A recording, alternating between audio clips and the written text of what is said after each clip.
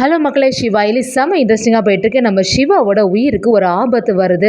ஹாஸ்பிட்டலில் அப்படியே அட்மிட் ஆகும்போது எப்படி இருந்தாலும் இந்த பிளட் குரூப் தேவைப்படுது, ஏபி நெகட்டிவ்னு சொல்லும்போது அயலி அந்த இடத்துல ரொம்பவே பதட்டாயிடுறாங்க. அப்படி எல்லார்கிட்டையும் இன்ஃபர்மேஷன் வரும்போது நம்ம உதய பெருமாளுக்கு தெரிய வருது இந்த பிளட் குரூப் ரேர் ஆச்சு, எப்படியாவது சிவாவை காப்பாற்றுன்னு சொல்லிட்டு அந்த இடத்துக்கு ஓடி போகிறாங்க. அதே சமயத்தில் நம்ம தான் பிளட்டு கொடுத்தோன்னு தெரியக்கூடாதுன்னு சொல்லிட்டு எல்லா அட்ரஸையும் பேரையும் மாற்றி வச்சு நம்ம சிவாவுக்கு பிளட்டை கொடுத்துறாங்க. அப்படியே வீட்டுக்கு வந்த உடனே இந்திராணி ஒரு இடத்துல யார் தான் சிவாவுக்கு பிளட் கொடுத்து காப்பாத்துறாங்கன்னு தெரிய மாட்டேங்குதுன்னு சொல்லும்போது கபிலன் அந்த இடத்துல எல்லா விஷயத்தையும் உளறி கொட்டுறாங்க. கண்டிப்பா இது அப்பா தான் பண்ணது, நான் ஏற்கனவே பார்த்தேன்னு சொல்லும்போது உதய பெருமாள் எனக்கு இதுக்கும் எந்த சம்மந்தமும் இல்லை, நான் சிவாவுக்கு பிளட் கொடுக்கலன்னு சொல்றாங்க. ஆனா கபிலனும் ஒரு கட்டத்துல நான் வேணா சிசிடிவி ஃபுட்டேஜை காட்டட்டா அப்படின்னு சொல்லும்போது செல்வ நாயையும் வந்து உதய பெருமாளை வெளுத்து எடுக்கிறாங்க. சிவா தான் உதய பெருமாளோட பையங்கிறது இந்திராணி குடும்பத்துக்கு தெரிய வருதுன்னே சொல்லலாம். வீடியோக்குள்ளே போகிறதுக்கு முன்னாடி நம்ம சேனலுக்கு சப்ஸ்கிரைப் பண்ணிடுங்க, அப்படியே பக்கத்தில் இருக்க பெல் ஐக்கனையும் கிளிக் பண்ணிடுங்க. அப்போ தான் நான் போடுற வீடியோலாம் உங்களுக்கு நோட்டிஃபிகேஷனாக வரும். சிவாவும் எப்படியாவது ஏதாவது ஒரு ஆதாரம் கிடைக்குமான்னு சொல்லிட்டு கபிலனோட ரூமுக்கே வந்துடுறாங்க. கொஞ்ச நேரத்தில் கபிலன் அதை பார்த்த உடனே எதுக்கு இப்போ தேவையில்லாமல் என்னோட ரூமுக்கு வந்த, ஏதோ ஒரு பிரச்சனை பண்ணதுக்காண்டி தானே வந்துடு அப்படின்னு சொல்லிட்டு சிவாவை கேட்கும்போது என்னடா தம்பி உன் ரூமுக்கு நான் வரக்கூடாதா அப்படின்னு சொல்லிட்டு அசால்ட்டாக சிவா கேட்கும்போது அந்த இடத்துல ஒரு வார்த்தை பேசாத, சரி எதுக்கு இந்த ரூமுக்கு வந்த அப்படின்னு திருப்பி கேட்குறாங்க. உடனே சிவாவும் இப்போதானே ஒரு வார்த்தை பேசாதன்னு சொன்னேன், அதுக்குள்ள காரணத்தை கேட்டேன்னா எப்படி நான் வாயை திறப்பேன், இப்போ சொல்லணுமா வேண்டாமா அப்படின்னு ரொம்பவே நக்கலாக பேசும்போது அந்த இடத்துல கபிலனும் நீ தேவையில்லாமல் வார்த்தையை விட்டுட்டு இருக்காத, இப்போ எதுக்கு வந்த அப்படின்னு கேட்கும்போது நம்ம ஆயலியும் அந்த இடத்துல வராங்க. அப்படி ஒரு பால் எடுத்து காட்டிட்டு என்ன நம்ம விளையாடிட்டு இருந்தோம்ல பால் தவறுதெல்லாம் இங்கே வந்துட்டு அதை சொல்ல வேண்டியதானே அப்படின்னு சொல்லிட்டு அந்த இடத்துல இருந்து வராங்க. கபிலனும் அந்த இடத்துல என்ன பாலை வச்சு விளையாடுறீங்களா, விளையாடுங்கடா, எத்தனை நாள் தான் நீங்கள் விளையாட போகிறீங்க, இதுதான் உன்னோட கடைசி நாள்னு சொல்லும்போது அதை நம்ம அயலி கவனிச்சிடுறாங்க. எதுக்கு இந்த கபிலன் தேவையில்லாமல் இப்படி ஒரு வார்த்தையை விடுறான், அப்போ ஏதோ ஒரு சம்பவம் இன்னைக்கு நடக்க போகுதுன்னு சொல்லிட்டு நம்ம அயலிக்கு தெரிய வருது. இன்னொரு சைடு பார்த்தீங்கன்னா அதிகாரிகள் எல்லாம் சேர்ந்த மாதிரி நம்ம சிவாவும் அயலி எல்லாருமே ஒரு கட்டத்தில் ஒரு இடத்துக்கு போகிறாங்க. அதில் நம்ம சிவாவுக்கு ஆபத்தாயிடுது. இதை கொஞ்சம் கூட எதிர்பார்க்கவே இல்லை. சிவாவுக்கு அடிபட்டு அவ்வளோ பிளட் லாஸ் ஆகிட்டு இருக்கு, எப்படியாவது சிவாவை காப்பாற்றணும் சொல்லிட்டு அயலியும் அந்த இடத்துல பதட்டம் ஆகிடுறாங்க. சிவாவை அப்படியே கூட்டிட்டு போய் எல்லாரும் சேர்ந்த மாதிரி ஹாஸ்பிட்டலில் அட்மிட் பண்ணிடுறாங்க. அங்கே பார்த்தீங்கன்னா அங்கே உள்ள டாக்டர் வந்து இவங்களுக்கு கண்டிப்பாக சீக்கிரமாக பிளட்டு தேவைப்படுது, நிறைய லாஸ் ஆகிட்டே இருக்குது, சீக்கிரமாக இதை சரி பண்ணணும்னு சொல்லும்போது ஏபி நெகட்டிவ் பிளட் குரூப் இது ரொம்பவே ரேர் குரூப்பு, யார்கிட்ட தான் இருக்கும்னு புரிய மாட்டேங்குதுன்னு சொல்லி நம்ம அயலிக்கிட்ட சொல்கிறாங்க. இப்போதைக்கு இந்த பிளட் பேங்க்ல இது இல்லவும் இல்லை, எப்படியாவது உங்களுக்கு தெரிஞ்ச ரிலேட்டிவ் ஃப்ரெண்ட்ஸ் யார்கிட்டையாவது மெசேஜ் இன்ஃபர்மேஷன்லாம் பாஸ் பண்ணி எப்படியாவது இந்த பிளட் குரூப்பை கொண்டு வாங்கன்னு சொல்லிடுறாங்க. அயலிக்கு என்ன பண்ணுறதுனே புரியலை. அவங்களுக்கு தெரிஞ்ச எல்லார்கிட்டையுமே மெசேஜ் அனுப்ப ஆரம்பிக்கிறாங்க. அப்படி நம்ம இந்திராணி கிட்டவே நம்ம அயலியும் பேச ஆரம்பிக்கிறாங்க. அண்ணி எனக்கு ரொம்பவே பதட்டமாக இருக்குது, சிவாவுக்கு ஒரு அடிபட்டுட்டு அப்படி சொல்லும்போது அந்த இடத்துல இந்திராணி ரொம்ப பதட்டமாக சிவாவை பார்க்கணும்னு சொல்லிட்டு வராங்க. இன்னொரு பக்கம் பார்த்தீங்கன்னா இந்த இன்ஃபர்மேஷன் நம்ம உதய பெருமாளுக்கு வருது. ஏதோ ஒரு மெசேஜ் வந்திருக்கே, அதுவும் சிவான்னு ஒரு பேரை போட்டிருக்கு, பிளட் குரூப் வேற ஏபி நெகட்டிவாக இருக்குது, சிவாவுக்கு என்ன ஆச்சுன்னு சொல்லிட்டு உதய பெருமாள் அப்படியே பதட்டம் ஆயிடுறாங்க. உதய பெருமாள் ரொம்பவே டென்ஷன் ஆகி கண்ணீரோட அந்த வீட்டை விட்டு போறத ஒரு பக்கத்துல இருந்து கபிலன் பார்த்துடுறாங்க. எதுக்கு இந்த அப்பா இவ்வளோ அவசரமா போறாங்க, அதுவும் அவங்களோட முகமே சரியில்லை, என்னவா இருக்கும் அப்படின்னு சொல்லிட்டு நம்ம கபிலனும் உதய பெருமாளுக்கு தெரியாமலே அந்த இடத்த ஃபாலோ பண்ணிட்டு போறாங்க.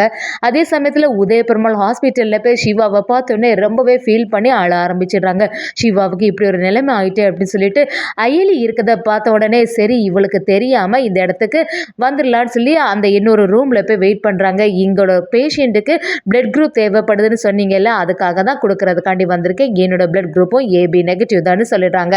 அங்கே உள்ளவங்களும் சரி இந்த ஃபார்மை ஃபில் பண்ணுங்கன்னு சொல்லும்போது நம்ம உதய பெருமாள் ஃபர்ஸ்ட் பேர் எழுதிட்டு அதை எல்லாத்தையுமே அழிச்சிடுறாங்க. இந்த இடத்துல நம்ம பேரும் அட்ரஸும் வேண்டாம், தெரிஞ்சதுன்னா அப்புறமா பெரிய பிரச்சனை ஆகிடும், அதனால வேற பேரை போடலான்னு சொல்லிட்டு வேற பேரையும் போட்டு வைக்கிறாங்க.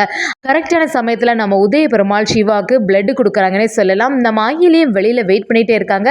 அங்கே உள்ளவங்களும் ஒரு டோனர் வந்திருக்காங்க, அதனால் நமக்கு கரெக்டான சமயத்தில் பிளட் கிடச்சிட்டுன்னு சொல்லிடுறாங்க. அயலியும் சரி அது யாராக இருக்கும்னு சொல்லிட்டு ரொம்ப ஃபாஸ்ட்டாக வரும்போது அந்த இடத்துலேருந்து உதய பெருமாள் போயிடுறாங்க.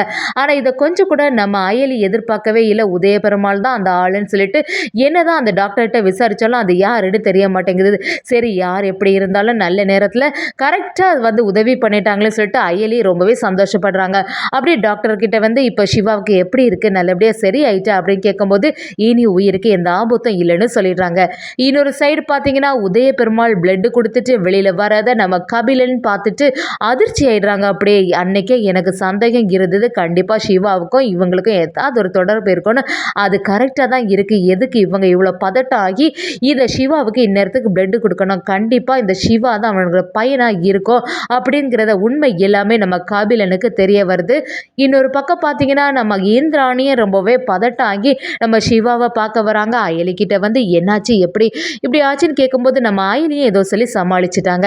சிவாவுக்கு இப்போ எந்த ஆபத்தும் இல்லை, ஒரு வழியாட்டி யாரோ வந்து பிளட் கொடுத்து நல்லபடியாக காப்பாற்றிட்டாங்கன்னு சொல்லி இந்திராணி கிட்ட நம்ம அயலி சொல்லும்போது இந்திராணிக்கு இப்போ தான் நிம்மதியாச்சு. அப்படி இருந்துட்டு இருக்கும்போது வீட்டுக்கு எல்லாரும் வராங்க. அந்த சமயத்தில் நம்ம இந்திராணி கிட்ட அவங்க அம்மா கேட்குறாங்க, இப்போ எப்படி இருக்கு சிவா, நல்லபடியாக இருக்கானா, ஹாஸ்பிட்டலில் போய் பார்த்தியா அப்படின்னு கேட்கும்போது இந்திராணியும் ஆப்பா இப்போ உயிருக்கு எந்த ஆபத்தும் இல்லைன்னு சொல்லிட்டாங்க.